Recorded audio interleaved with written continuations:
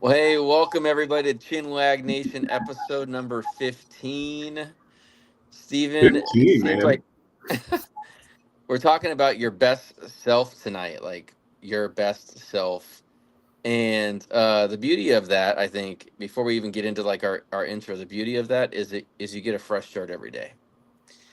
And I think that's probably the most important thing to consider is your best self can be something different every day. And we're going to talk about a few things. We're going to talk about service, substructure, and simplicity as kind of three things to consider to put together your best self every day. And as I mentioned, we're Chinwag Nation. We're part of Third Place Leadership. Third Place Leadership it's just a thing that Steven and I started. We were asked the other day, uh, what's your future vision? And I'm like, I don't know. We've really just been doing this out of our hearts to inspire lasting leadership communities. We want to be of service. We don't think that anybody should do the hard stuff of leadership alone. And sometimes it can be lonely. And so we were like, let's get, let's do a podcast and let's talk about those things that are pivotal and important to leadership, and let's create community around that. And so our vision again is to inspire lasting leadership communities. We believe in doing the hard stuff together. That's our mission. We talk about our opinions that has no reflection on past, current, or future organizations. This is just about us having a good chin wag. And things that you can do to help us. Like, comment, share.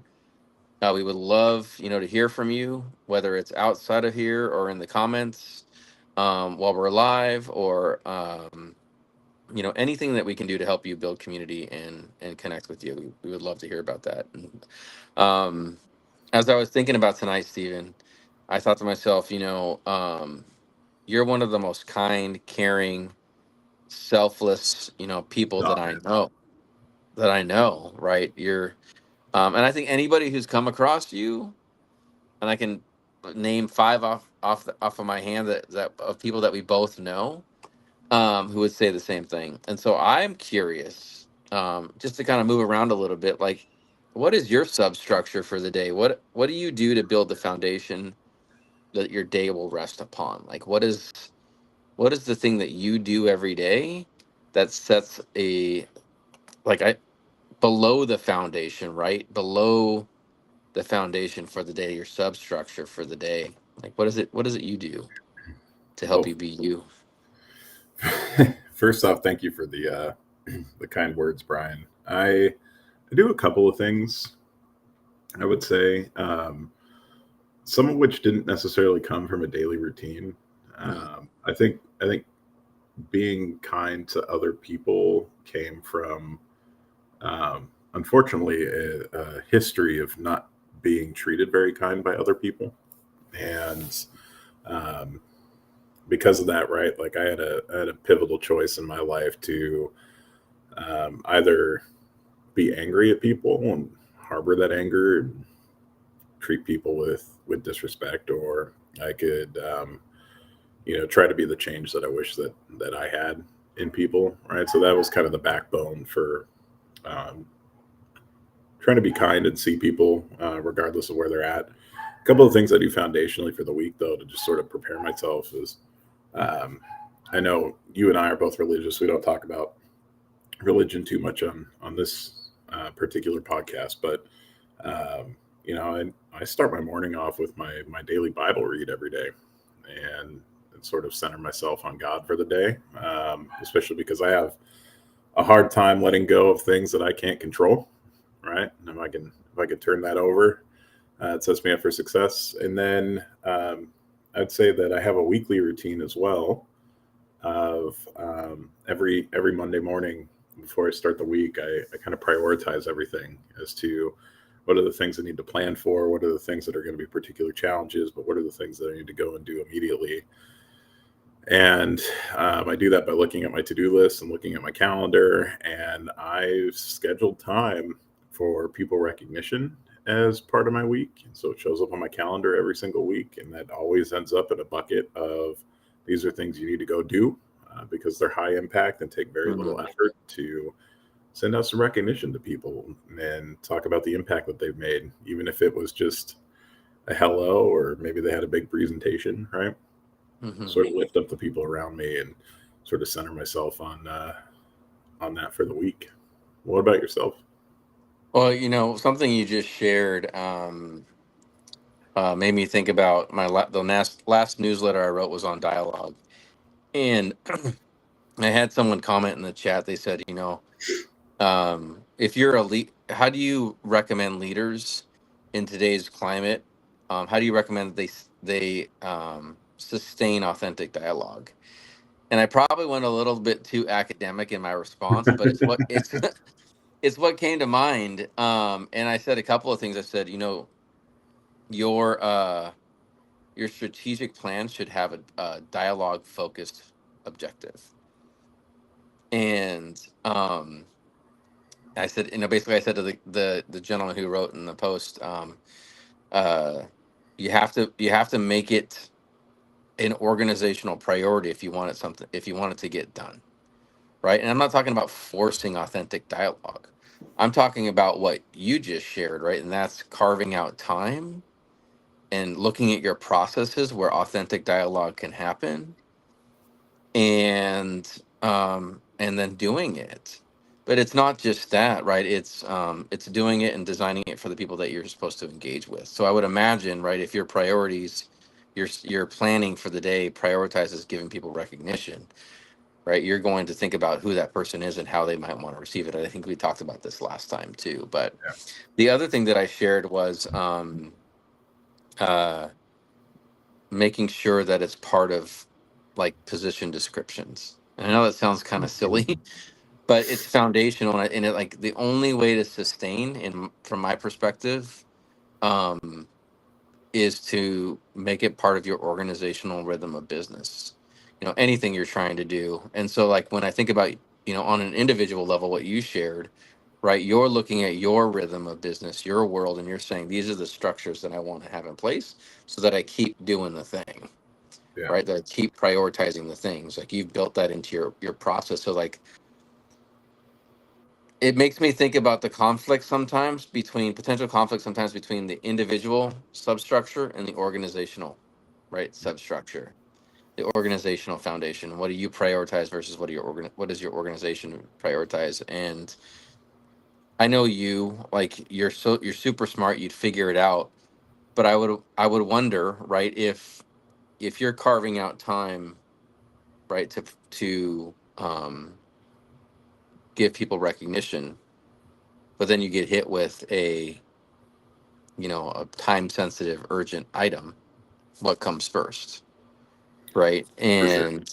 And I bet that can happen sometimes, right, in a very fast paced, high Yeah, intensity organization. So yeah. I sort of hedge my bets on that because most of the time I spend my day either in meetings or oftentimes firefighting, right? sure, yeah, And one of the things that I do fairly religiously is I'm one of the first people in the office at work um, at any given weekday, and I do that intentionally so I can have a couple of hours to myself mm, to just get those priority emails written, do my recognition, get myself centered for the day, right? mm, Before any chaos is likely sure, to happen. okay, that's Um, good, that's yes, good. I mean, it's a bigger time investment in your work, but honestly, it impacts how I show up every day. And So a little bit of time helps. so if you're just joining us, we're talking about your best self. That can be different every day. Stephen talked about some of the things within his substructure, and that's prioritizing time for the things that are most important, reading his Bible, and then what I heard you say is making sure that no matter what, right, you follow through on those commitments that are most important to you, even if it means an extra hour, right, or so that you might come in before everybody else to get that done. And you had asked me, what do I do to get the day started?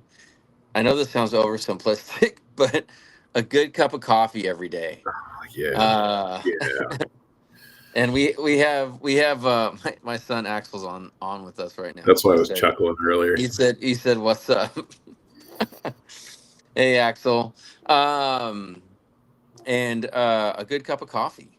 So the night before I fill the pot, I set the timer so right when I wake up and it's something about that first sip of coffee just really kind of sets the day for me. Oh yeah, warms the Um man. the other thing I do is very similar, right? I read a chapter a day, right, of my Bible, which is super important to me. And I just recently set up when I go to bed, right, a prayer wall, right, that I can pray for folks and pray for things to help me kind of get good sleep and go to bed kind of the night before with the right mind. The other thing is I have this little weekly planner, right, and I do something very similar, right, where I look at my day, I look at my week, and what are the things that I want to get done. And I'm a little bit old school. I like the pen and paper version. However, I'm learning how to like leverage AI to maybe do some of that stuff automatically for me. So I might be transitioning right to a little bit more of a digital format. I do a little bit of both, but those are the things that are most important to me. A good cup of coffee, getting in the word a little bit, and then if time allows, just spending time with Johanna, right, and just having a conversation in the morning.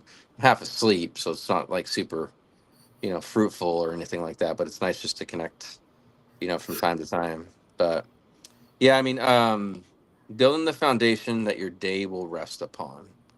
And I don't think it's something that has to be built uh, completely right before the day starts. I think there are things that you can plug in throughout the day to help keep that foundation strong, whether it's taking a walk, or if you can swing it, a 15-minute nap works wonders. But there's really good. It's really important, I think, if you're thinking about putting together your best self, having a solid, substructure that your day will rest upon is super important. Totally agree, man. The other thing we talked about is leading with a heart for serving others. And I know this is near and dear to you. What's your driver? What's your like? What what?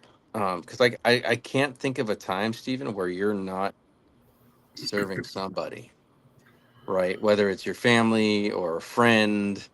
I'm pretty sure if I was like in Eastern Washington and I got a flat tire and I had nobody else to come help me, you'd hop in your car and come get me. Yeah, So or like what? AAA for you, Yeah, okay. Just messing.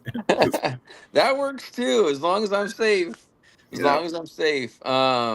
So like what's your driver there? Like what's the fuel, right, that drives that engine for you? man, there's so many answers to that question, but service, I think, has always been important to me. When I talked about sort of that pinnacle choice in my life, where I could choose to be kind to other people and treat people the way that I wanted to be treated, or be angry, right? And started in youth group, serving other people, doing mission trips, traveling around the world, building houses for um, those who are less fortunate. And then I found through my professional career, sorry for clearing my throat. My kids were sick this weekend, and I can tell that I'm catching it as well. Um, Uh-oh. yeah, comes with having kids, man. Um, but my professional career, all of my academic background is extremely analytical, mathematics, actuarial science. And I found that even though I have a love for analytics, business intelligence, stuff like that, I ended up finding that I had a much more massive passion for people work, like leadership, managerial work, especially in analytical and technical roles where a lot of times analytical leaders have a hard time effectively communicating with non-technical individuals, and being able to give them a voice was something that really drove me. And then there's also another motivating factor in that, where I think it's just so important, man, to give back on your blessings, you Mm, know? And sometimes,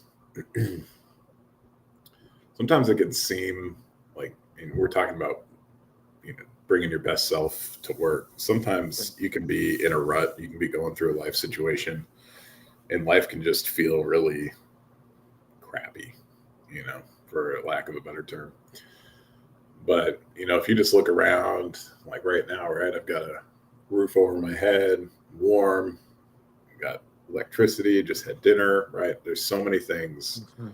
that we often take for granted, that truly are a blessing not everybody has. And to keep myself humble and to keep myself in service, I always just try to give back. And that even means like my privilege. If there's opportunity to give other people privilege, which is why I serve in a nonprofit capacity, um, so other people could have more opportunity, open more doors, right? Um, just happy to give that back. Yeah, I mean, when we wrote these out, and I was thinking about these in the kind of the organizational space, I thought about in a leadership space, sometimes there's tension, right? And sometimes there's great uh, experiences as well. And no matter what, right, service cuts through them all.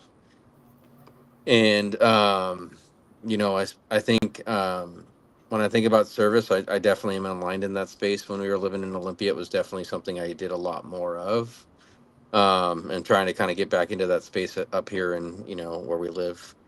Uh, and I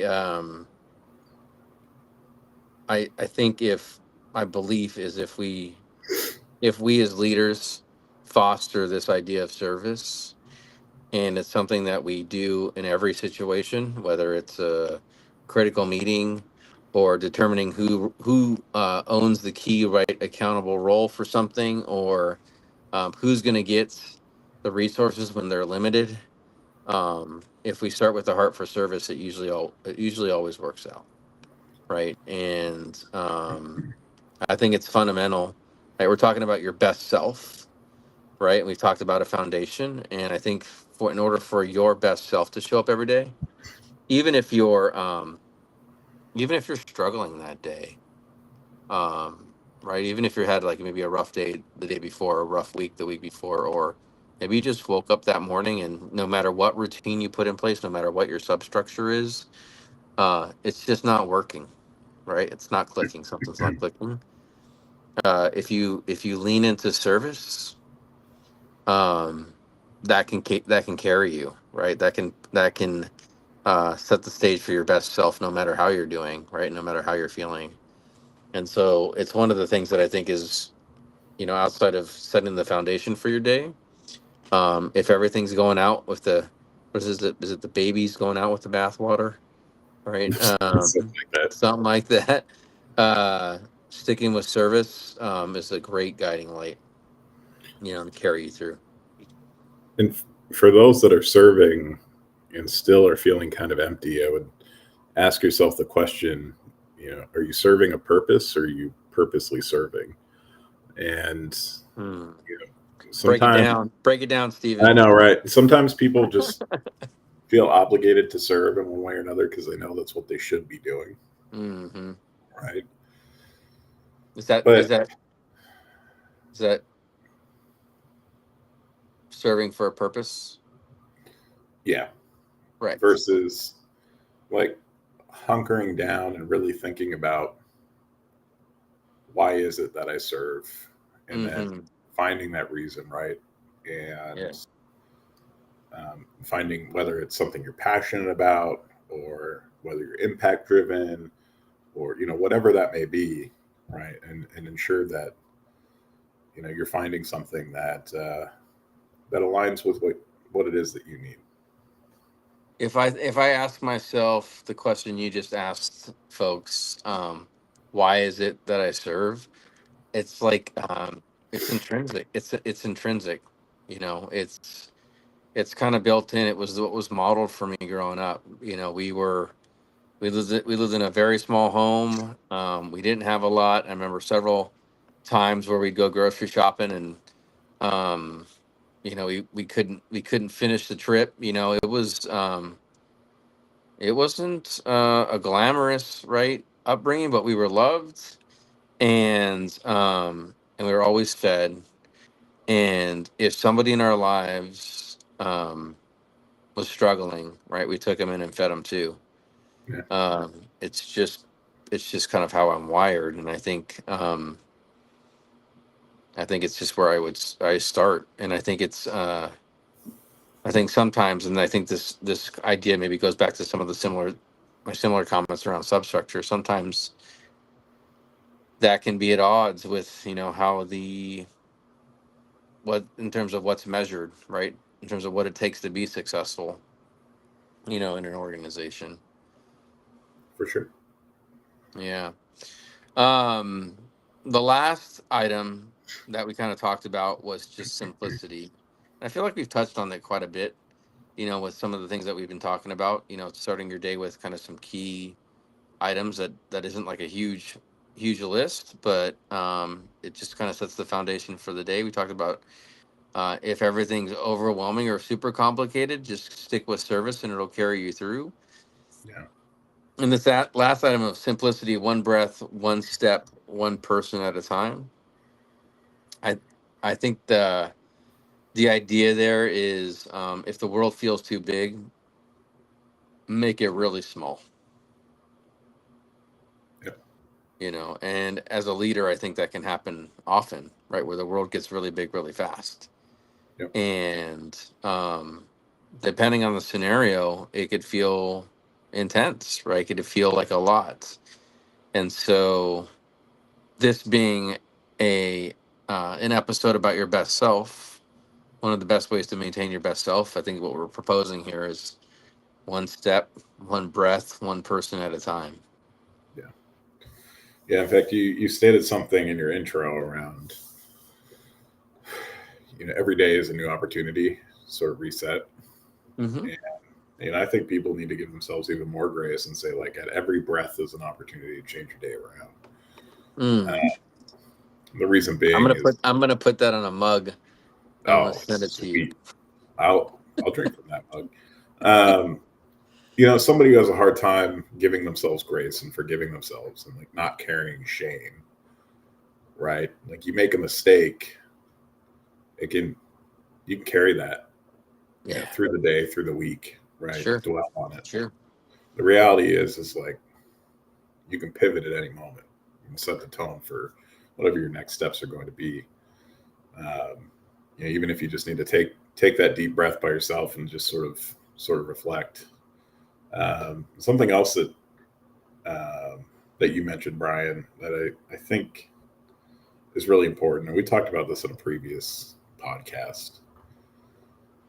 And I don't get political on here, but I mean, you gave that statistic about the overwhelming amount of negative content that Yeah, people receive, and there's a reason for that, right? Like it creates followership, it gets reactions out of people, it creates visceral reactions, strong reactions. it creates a dopamine response, right? It's addictive.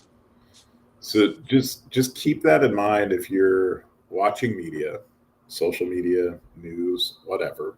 That there's proven psychology around. Hey, the more we can create reactive, negative content for people, you know, the better our followership will be, Hmm. and that can drastically take away from your foundation setting and mental well-being, um, very quickly. It's very easy to get caught up in that. And I'm taking notes. I'm like, wait a second. Is that why we only average like two follower or two attendees? We need to be more visceral and intense, Stephen, on this podcast. Well, and to be fair, the two followers are usually your wife and then either your son or Tammy. So Yeah, that's true. keeping it close to the family. I have had a few people say they watch this after the fact. So I've had people tell me that too. Yeah. I don't know if they're just being nice or if they're being genuine, but you know Who what? They're knows? Who knows? I've developed some good relationships with folks from good. this Good. podcast, though, right? So, no, I think that's really good, right? It's not just your best self is not just an output, right?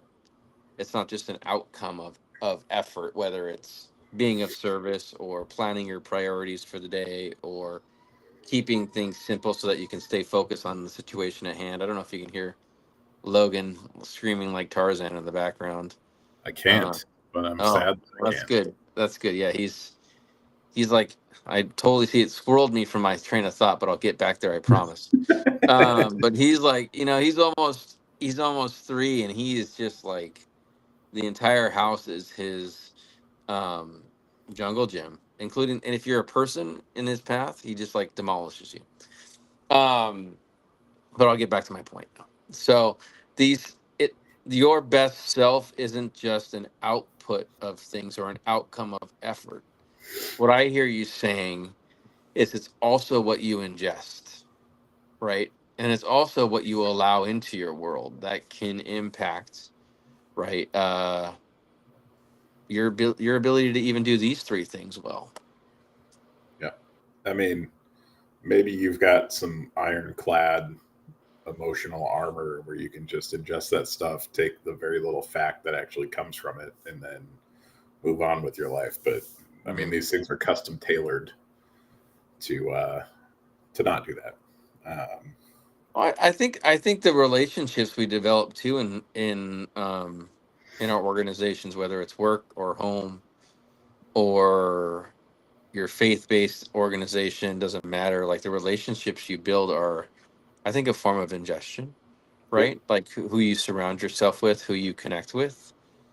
They're either going to pull you towards a heart for service or pull you away from a heart for service. They're either going to help you be successful in the foundation that you've built for this, or break down your foundation, Yeah. right?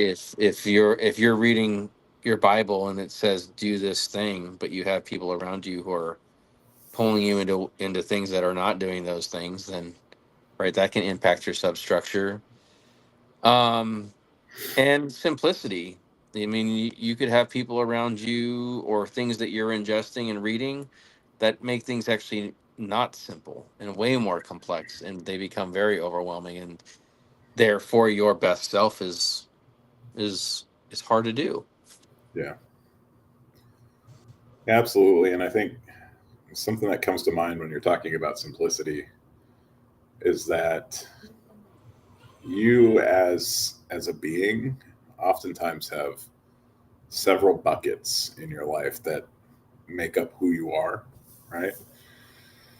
And I used to do like grief ministry and of course coaching and mentoring, and I've had so many people come to me telling me I don't know what it is, my life is going really well, I'm successful, but I feel like my life is out of balance.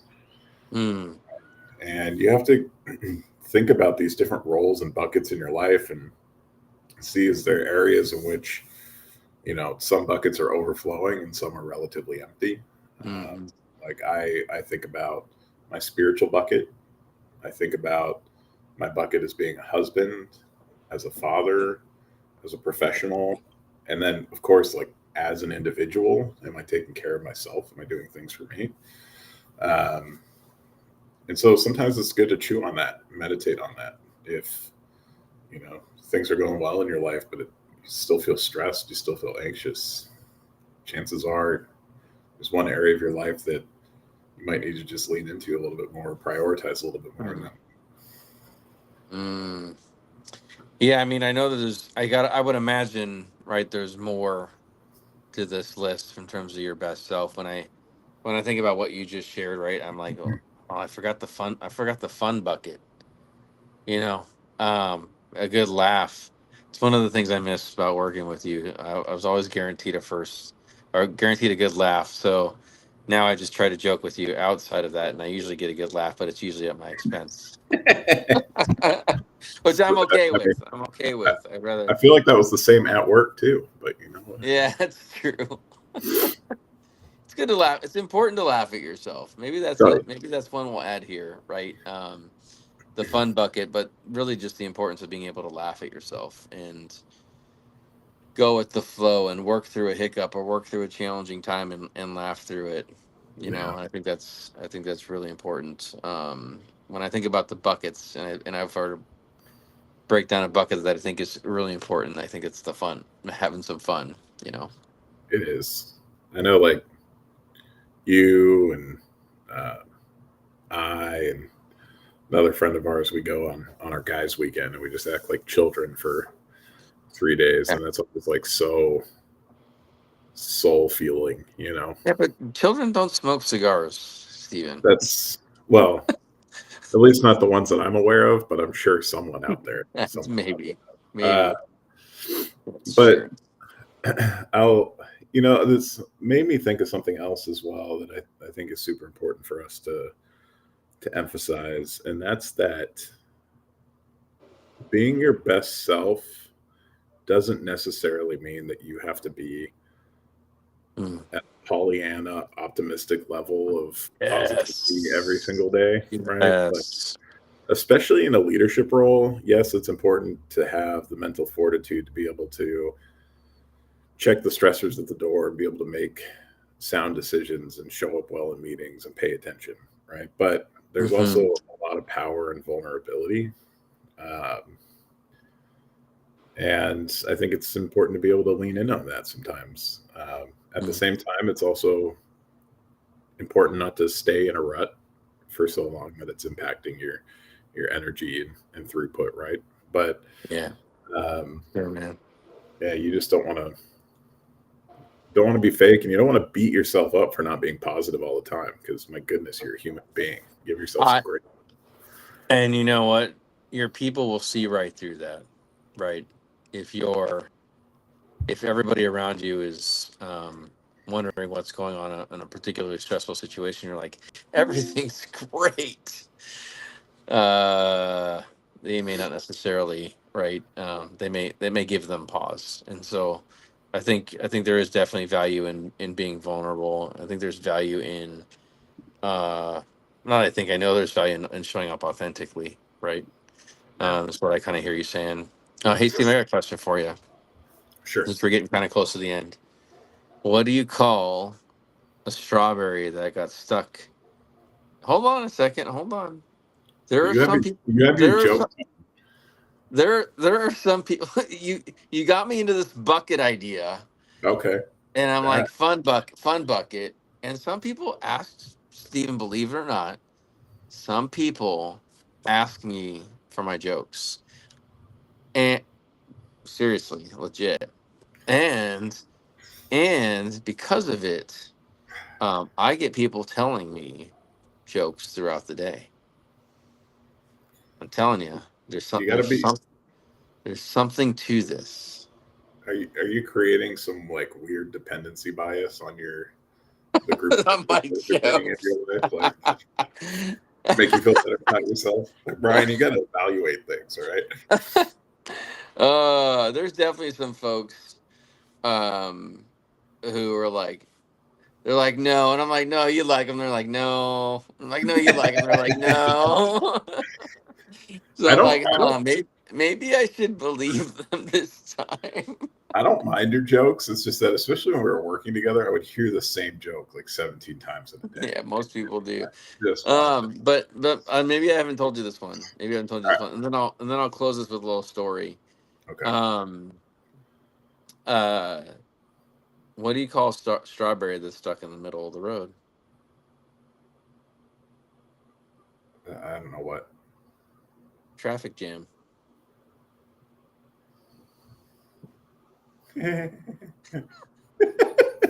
Hey, so story to close us out, and then I think it's just Axel that's still on. If it's not Axel, we love your comments and questions.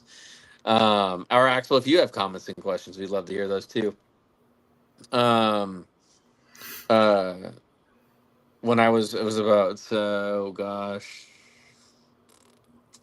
6 years ago or so. You know, I was working for an organization, and we were at the same organization at that time. And I would get on the elevator at 5 o'clock with everybody at the end of the day, and I'd I'd have a captive audience. So of course, let's whip out let's whip out the joke for the day. Um, and yes, I'm that person that turns around on the elevator and greets people. And Steven's in the corner facing the wall. Um, but I told my joke, and this person who usually rides the elevator with me every day, they're like, hey Brian, can you please stop? Can you please stop telling jokes? And I'm like, um, no, I'm sorry. I need to know who that person is so they can become my friend. Yeah, right. I'll share with you once the Yeah, live ends. But that'd be great. Uh, um, I would. I'll give you credit, buddy. That the strawberry in the middle of the road joke was actually pretty good. it's not too bad. Yeah. I was You know. trying not to laugh. Um, Oh, you know, for the when I purpose of when the I podcast. left that organization, I was across the way from another unit, and when I left, they literally had a counter so many days without a joke. You know, and Yeah. so telling you, man, there's something to it. I think whether it's telling a joke or something else, I think everybody has their own version of fun, and I think that's probably a bucket we should have listed right here is uh, the mystery card, maybe, whether it could be something else, right, that's important to you to make sure your buckets, as Steven said, your buckets are balanced. Um, but yeah, thank you so much, Steven, for joining me. Our 15th episode. Uh, your best self. I know it sounds probably, if you were reading the title of this, you're like, oh, this is like going to be like a self help, podcast. Maybe, maybe it's borderline, but it really is about our experience with leadership and really the goal of building community and investing in you and serving you in this time together. So if you're going to watch this, if you're watching this now, or if you're going to watch this after the fact, we would always welcome your comments, your likes, your shares. They do help us get the word out about what we're trying to do. And we appreciate your time, the time that you took to watch this. Steven, any closing thoughts before we wrap up? Not that I can think of, buddy. I personally was excited that we took a topic that was. I mean, it's definitely relates to your Yeah. professionalism, right? But Yeah. it's very personal. Right? We talked Mhm. about third place leadership and how uh, people are leaders in many different aspects of their life, and sometimes I think it's just important to talk about these just very human Mm. aspects of being a person, right? People don't give themselves enough grace, so I just don't want people to Yeah. get in their own way. Yeah. I know, before we started this, before we got this rolling, one of the things that spurred our vision, which is to inspire lasting leadership communities, and our mission, which is to do the hard stuff together, is this idea that leadership suffers in silos and thrives in community.